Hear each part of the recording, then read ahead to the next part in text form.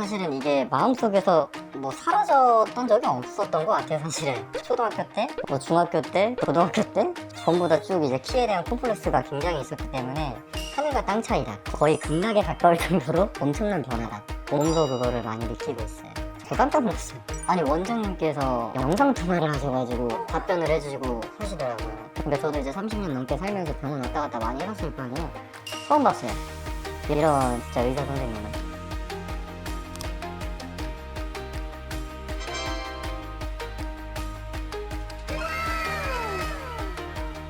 네, 안녕하세요. 저는 서울에 살고 있는 30대 중반 남성입니다. 제가 수술 전에는 한 164 정도였고요. 그리고 수술한 이후에는 171.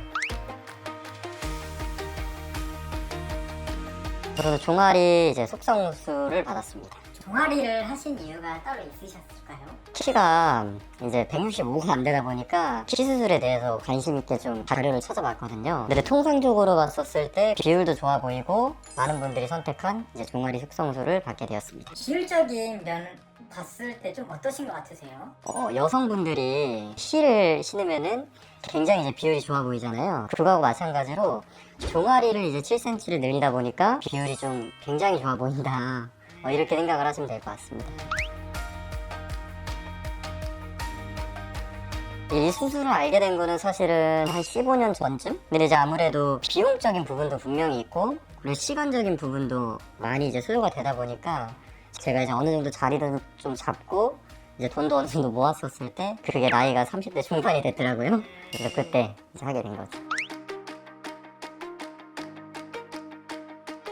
사실은 이게 마음속에서 뭐 사라졌던 적이 없었던 것 같아요. 사실은 초등학교 때, 뭐 중학교 때, 고등학교 때 전부 다 쭉 이제 키에 대한 콤플렉스가 굉장히 있었기 때문에 내가 필히 이 수술은 돈을 모아서 내가 하겠다라는 생각이 있었습니다.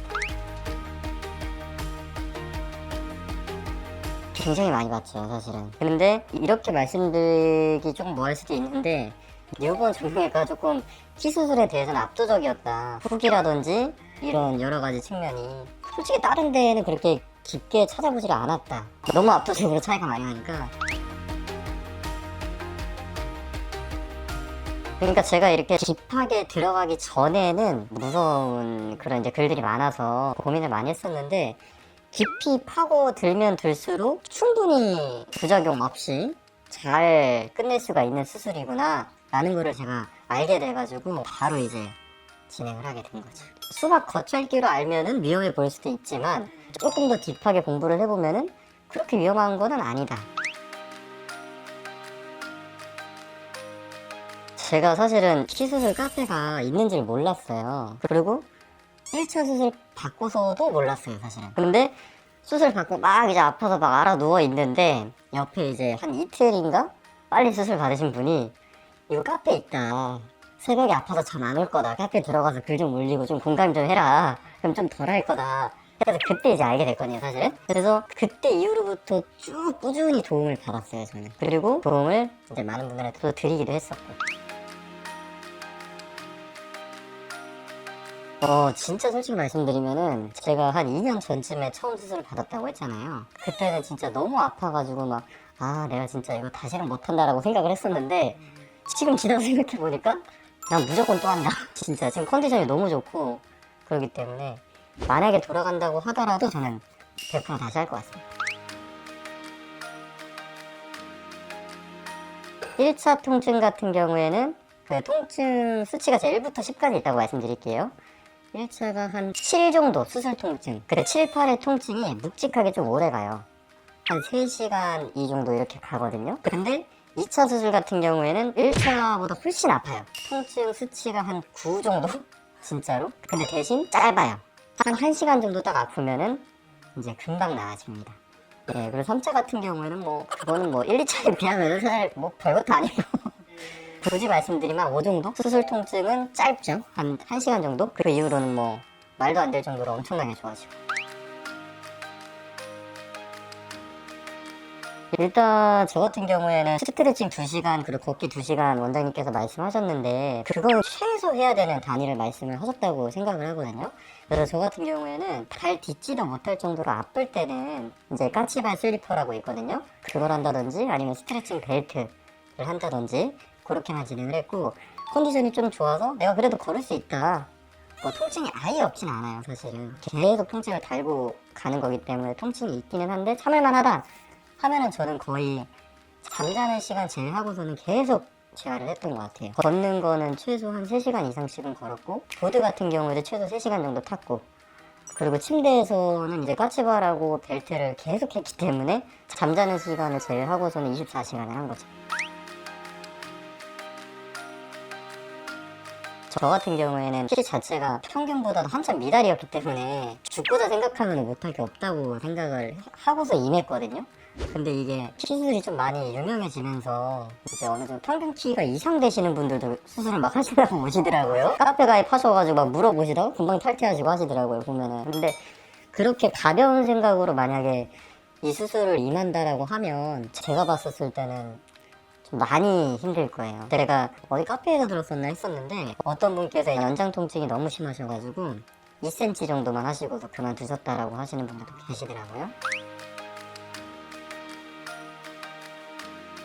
저는 사실은 재활을 굉장히 좀 잘 했는데도 불구하고 뼈진이 조금 더딘 편이기는 했어요. 조금 남들보다는 살짝 미달이긴 했었는데 그래도 뭐 결국에는 시간이 다 이제 지나고 나서 100% 완벽하게 뼈진이 다 채워졌고, 그리고 까치발 같은 경우에는 스트레칭을 워낙 뭐 24시간 달고 살아가지고 7cm 했는데도 전혀 없었습니다.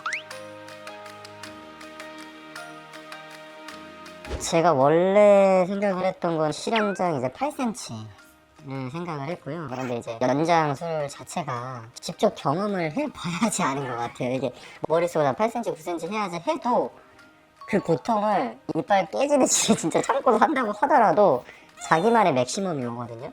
그래서 그때 이제 내가 만족할 수 있을 정도의 맥시멈이다 하면은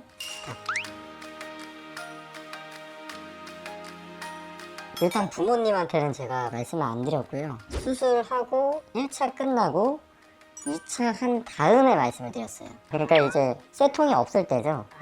외관성으로 봤었을 때는 진짜 정상인처럼 보일 때, 그래서 뭔가를 가가지고 말씀을 드렸는데 제 예상과는 너무 반대로 너무 잘하셨다고 어머니께서 그러시더라고요. 그러니까 마음에 조금 그게 걸리셨었나 봐요. 잘했다, 시원하게 했네, 이렇게 말씀하시더라고요. 그러면 주변 친구분들은 저는 이제 좀 친한 친구들한테 그냥 다 솔직하게 얘기를 했어요.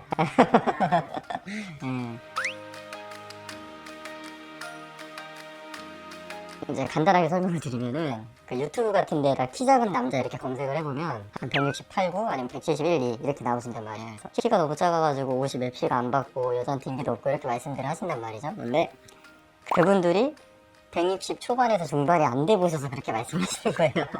그러니까 무슨 말씀을 드리고 싶은 거냐면 하늘과 땅 차이다. 거의 극락에 가까울 정도로 엄청난 변화다. 몸소 그거를 많이 느끼고 있어요. 자신감의 차이도 좀 있다고 보면 되겠죠? 아, 그렇죠. 아무래도 자신감도 많이 올라가고 길 지나다니다 보면 확실히 그게 그냥 딱 보여요. 그러니까 예전에는 전부 다 나보다 컸어요.